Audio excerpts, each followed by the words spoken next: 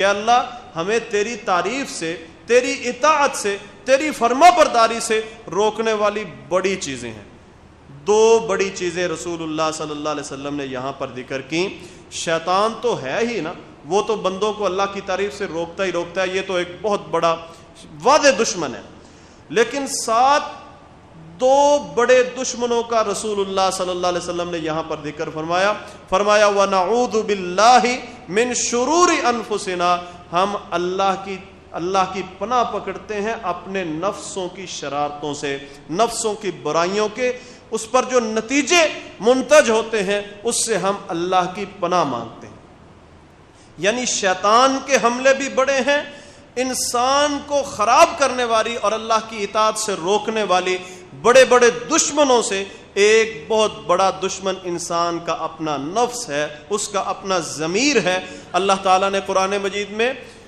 ذکر کیا، فرمایا وما ابرئ نفسی، وہ یوسف علیہ السلام کو جو ورغلانے والی تھی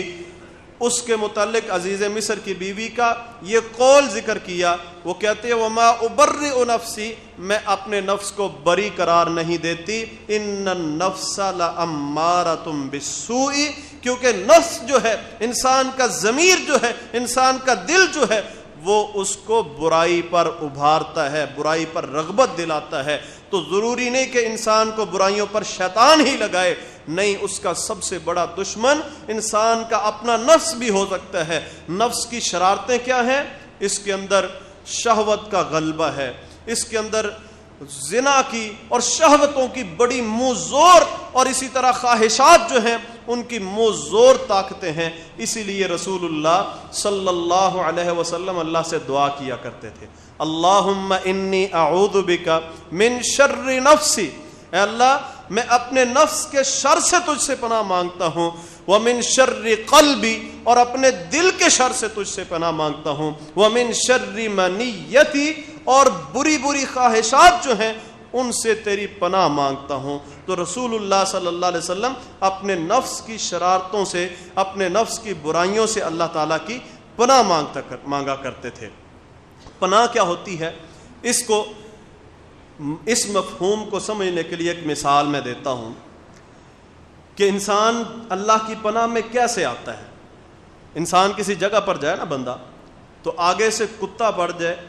اس کے پاس کوئی ہتھیار نہیں ہے، اپنے بچاؤ کا کوئی سامان ہے ہی نہیں، خالی بندہ ہے، اس کے وہ دانت بھی نہیں جو کتے کے پاس ہے کاٹنے کے لیے، پنجہ نہیں ہے جو اس کے پاس ہے، یہ تو انسان ہے، جانور وہ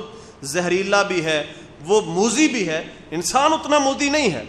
تو اس سے بچنے کے لیے جو سب سے مؤثر پناہ ہوتی ہے کہ مجھے اس سے بچایا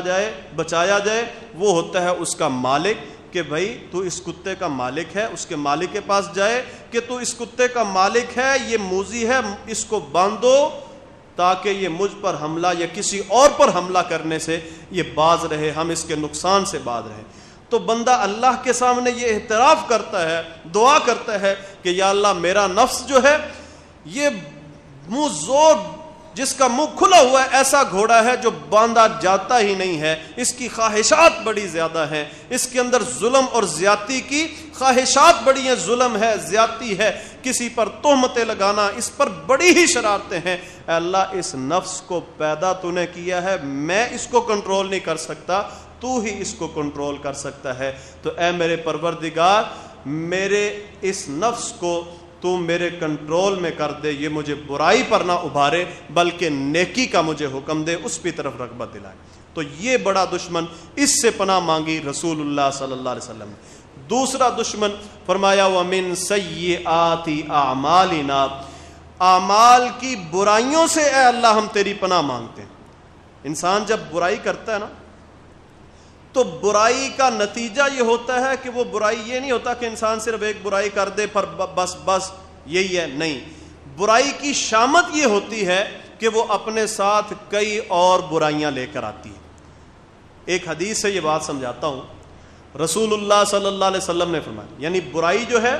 وہ صرف انسان اس پر بس نہیں کرتا کہ ایک برائی کر دے بس، نہیں، برائی اپنے ساتھ کئی اور برائیاں لے کر آتی ہے. اسی طرح اچھائی اور نیکی جو ہوتی ہے وہ اپنے ساتھ کئی نیکیاں لے کر آتی ہے اور انسان کا نامہ اعمال بھاری کر دیتی ہے، اور برائی اپنے ساتھ کئی اور برائیاں لے کر آتی ہے جس سے نامہ اعمال برائیوں سے بھر جاتا ہے.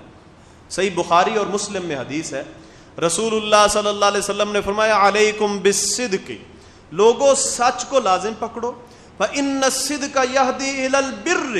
کیونکہ سچ جو ہے وہ بندے کو نیکی کی طرف لے جاتا ہے، وإن البر يهدي إلى الجنة، اور نیکی بندے کو جنت کی طرف لے جاتی ہے. وما يزال الرجل يصدق ويتحرى الصدق، آدمی سچ بولتا رہتا ہے، سچ کی تلاش میں رہتا ہے، حتیٰ کہ اللہ کے نزدیک وہ صدیق لکھ لیا جاتا ہے. یعنی ایک سچ، ایک نیکی جو ہے وہ بندے کو کئی اور نیکیوں کی طرف لے جاتی ہے. جیسے رسول اللہ صلی اللہ علیہ وسلم فرماتے ہیں ایک نیکی اس جیسی 10 نیکیوں کے برابر ہوتی ہے. بندے کو نیکیوں کی، ایک نیکی اور نیکیوں کی توفیق اللہ تعالیٰ دے دیتا ہے. اور ساتھ ہی فرمایا وَإِيَّاكُمْ وَالْكَذِبَ، لوگوں جھوٹ سے بچو، فَإِنَّ الْكَذِبَ يَهْدِي إِلَى الْفُجُورِ، کیونکہ ایک جھوٹ، ایک برائی جو ہے الی الفجور، کئی برائیوں کا راستہ کھول دیتا ہے. آدمی جھوٹ بولتا رہتا ہے، جھوٹ کی تلاش میں رہتا ہے، حتیٰ کہ اللہ کے نزدیک کذاب لکھ دیا جاتا ہے. تو اس لیے اللہ کے نبی صلی اللہ علیہ وسلم یہ دعا کرتے تھے وَنَعُوذُ بِاللَّهِ مِن شُرُورِ أَنفُسِنَا وَمِن سَيِّئَاتِ أَعْمَالِنَا، کہ ہم اپنے اعمال، اپنے گناہوں کے نتیجے اور برائیاں جو ہیں اس سے اے اللہ تیری پناہ مانگتے ہیں.